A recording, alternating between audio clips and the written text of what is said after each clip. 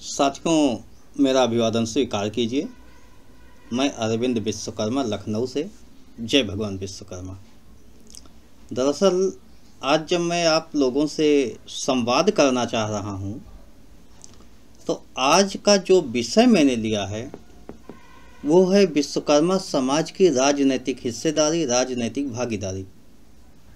राजनैतिक रूप से विश्वकर्मा समाज कहाँ पर खड़ा है, इसी के संदर्भ में आपसे बात करना है। दरअसल अभी कुछ दिन पहले मैंने विश्वकर्मा समाज के बुद्धिजीवियों का आह्वान किया कि लोकसभा चुनाव 2024 और विश्वकर्मा समाज के विषय पर आपका क्या मत है। बहुत से लोग आए, लोगों ने अपना मत व्यक्त किया। उसके बाद बहुत से लोग जो मीटिंग में नहीं आ पाए, बाद में फ़ोन करके मुझसे संवाद किया। कुल मिलाकर मोटा मोटा लबो लुभाव ये निकला कि राजनैतिक रूप से विश्वकर्मा समाज बहुत पिछड़ा हुआ है।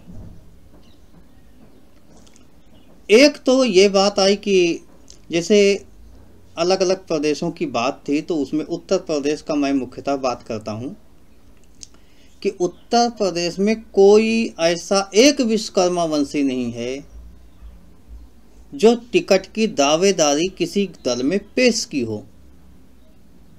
मतलब ये दावेदारी नहीं पेश की मुझे टिकट चाहिए। खैर, हो सकता है यहाँ पर मैं गलत हूँ, इसलिए कि मीटिंग में जो लोग थे उन्होंने ही मत रखा और सब लोग इंटरनल बातें नहीं जानते। हो सकता है किसी दल में किसी ने अप्लाई भी किया हो, तो हो सकता है, कुछ ऐसा नहीं है। लेकिन ये निष्कर्ष निकल के आया कि हमारे यहाँ टिकट मांगने की हिम्मत, धैर्य, साहस, पैसा, मतलब एक हैसियत नहीं है कि हम चुनाव लड़ सकते हैं।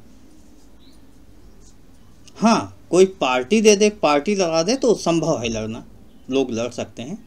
लेकिन स्वयं खड़ा होकर चैलेंज करने की हिम्मत नहीं है। एक बात तो ये समझ में आई। लेकिन कुछ लोगों ने और कुछ बताया। उसके अनुसार जब इस विषय से हम लोग आगे बढ़ ही रहे थे तो कुछ लोगों का ये था कि अगर हमें बड़ी पार्टियां टिकट नहीं दे रही हैं तो हमें स्वयं उतारना चाहिए। स्वयं उतारना चाहिए। हम 10, 5, 20 हज़ार, 10 हज़ार, 5 हज़ार, 100, 200, 500, मतलब कुछ वोट तो पाएंगे, अपने भाइयों को जगाएंगे। खैर, राजनैतिक रूप से जगाना और राजनैतिक रूप से सफल होना, दोनों में बहुत अंतर है। आज़ादी 1947 में मिली और आज लगभग 77 साल हो गए। 77 साल हो गए आज़ादी से, और 52 से भी अगर लेते हो तो 48 साल उधर, 24 साल इधर, ये भी हो गया आपके पास 72 साल। तो यहाँ पर विषय यह है कि 70 साल से ज़्यादा का समय हो गया, और 70 सालों में क्या अभी हम समाज को सिर्फ जगा रहे हैं? आखिर समाज हमारा कहाँ जा रहा है, किस ओर जा रहा है? तो ये समझने की बात है। क्या हम आगे भी 100, 200, 300 साल जगाते रहेंगे? जब हम जगाते रहेंगे तो हमें हिस्सा कब मिलेगा? हमारे बहुत से नेता हैं। जब नेताओं से बात की जाए तो जैसे अभी सत्ताधारी दल में है, उसमें मंडल के बहुत नेता हैं हमारे यहाँ। मंडल के या बूथ के। मंडल मतलब जानते हो, एक ब्लॉक से छोटा सा होता है, ब्लॉक से भी कम होता है, और उसका भी अध्यक्ष नहीं है, कहीं उपाध्यक्ष और कुछ हैं। अध्यक्ष तो बहुत कम, बिरले कहीं मिलेंगे। एक जिला अध्यक्ष भी आपके समाज का था और अभी है मौके पर, खैर एमएलसी अब बन चुके हैं। बाकी देखा जाए तो योगी जी से भी सीनियर बहुत हैं सत्ताधारी दल में, लेकिन उतना महत्व तो नहीं मिला। दूसरी बात, दूसरे जो विपक्षी दल है उनमें देखा जाए तो उनमें जब मैं देखता हूं तो ठीक है, जिला कमेटियों में लोग हैं, प्रदेश कमेटी में लोग हैं, लेकिन जब सत्ता की बात आती है तो ये हाशिए पर चले जाते हैं। मतलब जब कभी उनकी सरकार बनी तो हाशिए पर ये लोग डाल दिए जाते हैं। अन्य राजनीतिक दलों की बात करूं तो लोग प्रयास कर रहे हैं कि दल बन जाए, संगठन बन जाए, हम लोग चुनाव लड़ें, चुनाव जीतें, सफल हों। लेकिन सच तो यह है कि प्रयास करना अपनी जगह, लेकिन 543 सीटों का जो चुनाव होने जा रहा है, इस 543 में एक तो सत्ता पक्ष होगा, एक विपक्ष होगा। अब विपक्ष में कौन कौन होगा मैं उसकी बात नहीं कर रहा हूँ, सत्ता पक्ष में कौन कौन होगा मैं उसकी भी बात नहीं कर रहा हूँ। सत्ता पक्ष एक तो फिक्स है, उसमें कुछ लोग हो सकता है और आ जाएं, तो मैं उसकी बात नहीं कर रहा हूँ। लेकिन मैं ये मानता हूँ एक सत्ता पक्ष के लोग होंगे जिन्हें वर्तमान सरकार को बचाना है, जिसे आप एनडीए कहते हो। दूसरा विपक्ष है, विपक्ष का मेजर पार्ट इंडिया गठबंधन के नाम से जाना जा रहा है, लेकिन उसके अलावा भी बहुत से लोग हैं विपक्ष में। तो यहाँ पर सोचने वाली बात होगी, 543 सत्ता पक्ष का प्रत्याशी होगा, 543 विपक्ष का होगा।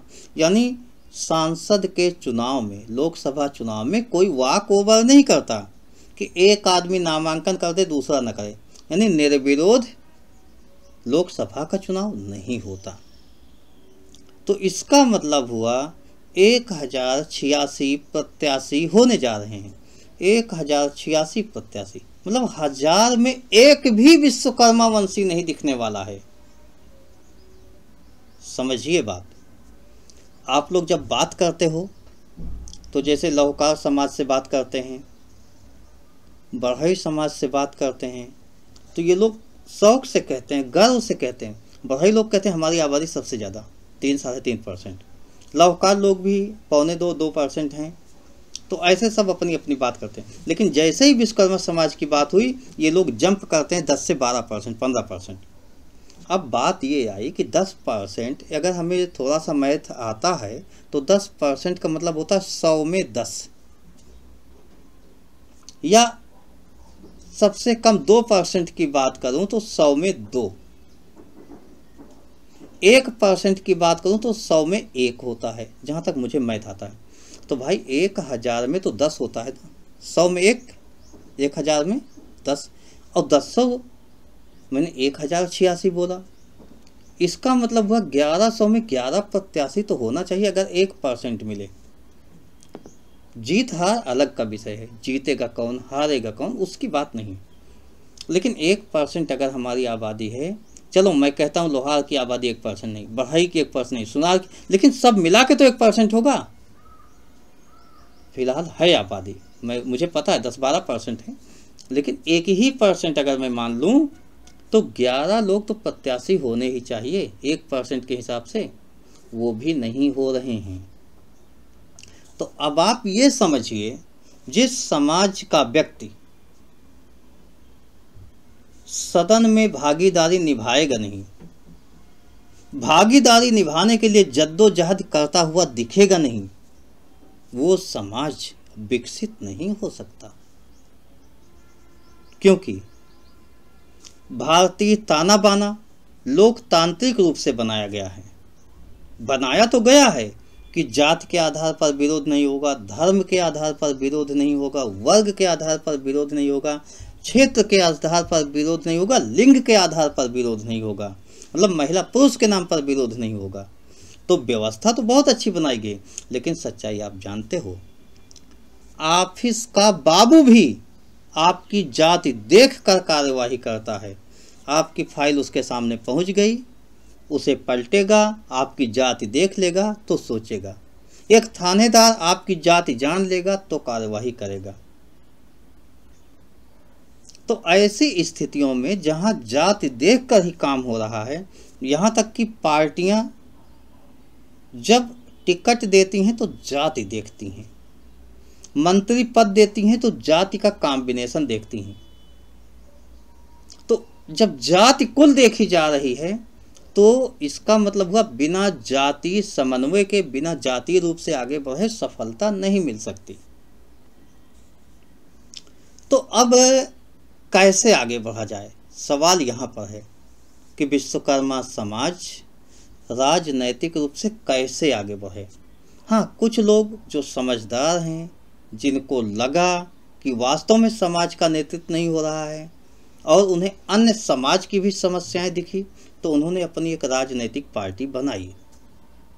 कुछ लोग बनाने का प्रयास कर भी रहे हैं, तो राजनीतिक पार्टियां बन रही हैं, बनाने का प्रयास किया जा रहा है, कुछ लोग राजनीतिक पार्टियों में हैं, वो सब ठीक है।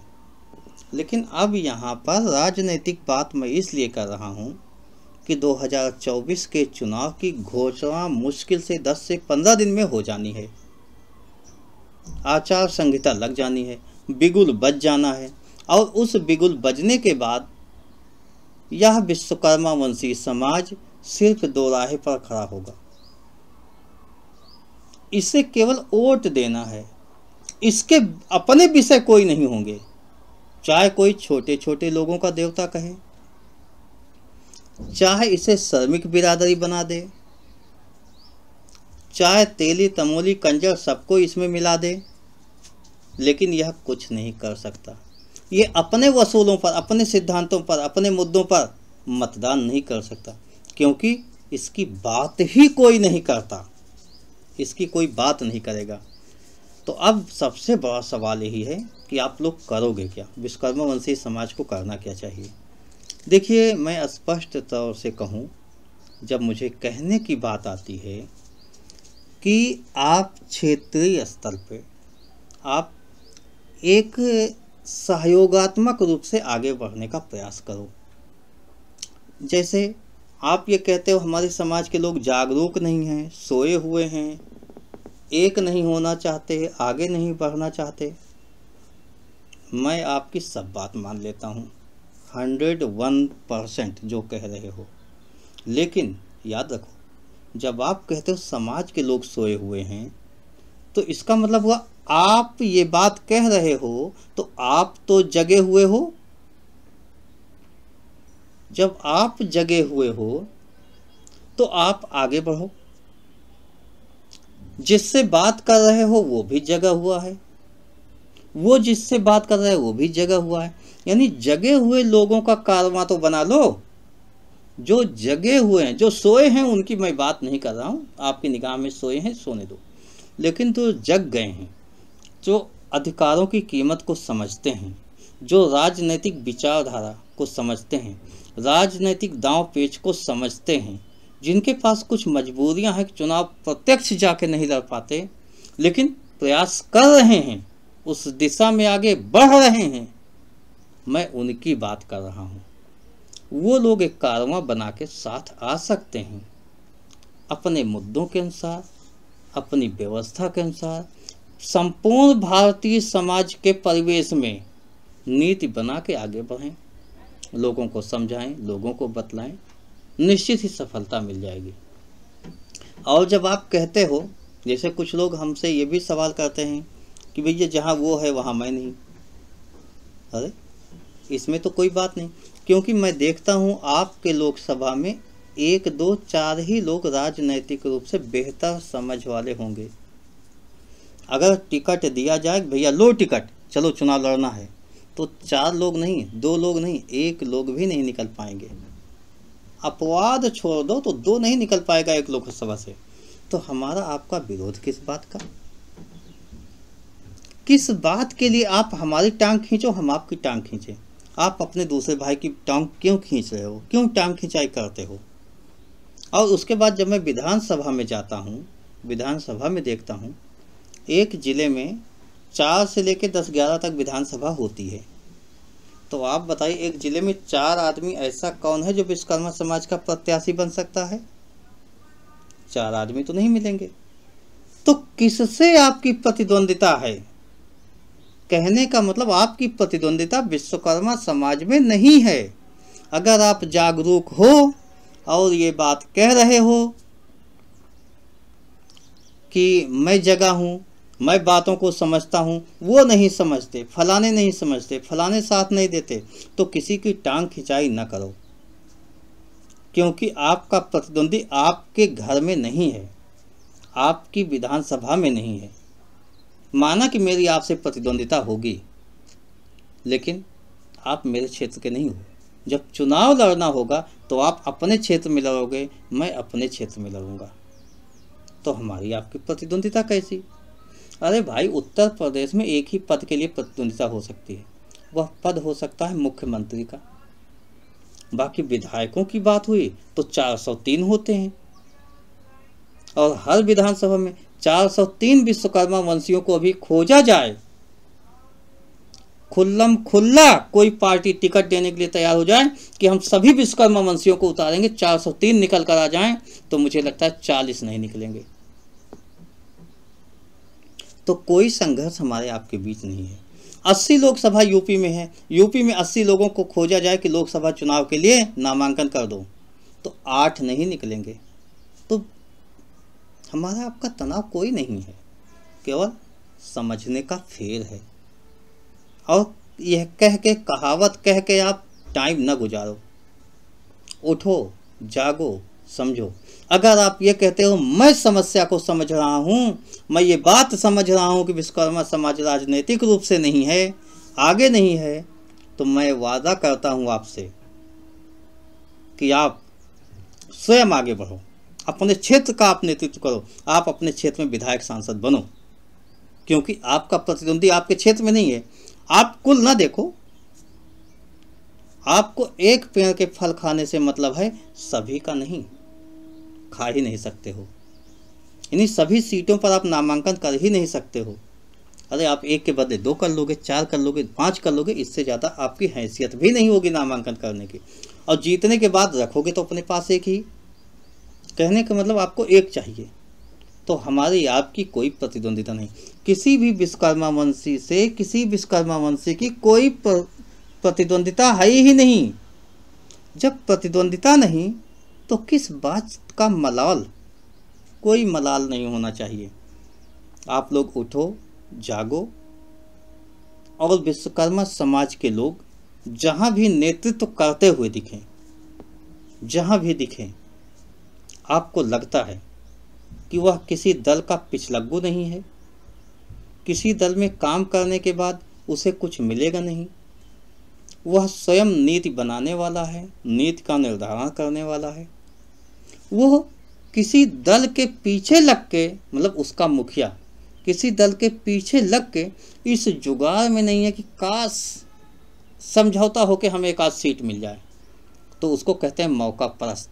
ऐसे मौका परस्त को रास्ते से हटाओ, ऐसे लोगों को रास्ते से हटाओ जो किसी दल में काम कर रहे हैं, जहां पर कि सरकार भी बन जाए तो इनसे कोई सलाह नहीं ली जाएगी, उनको भी रास्ते से हटाओ।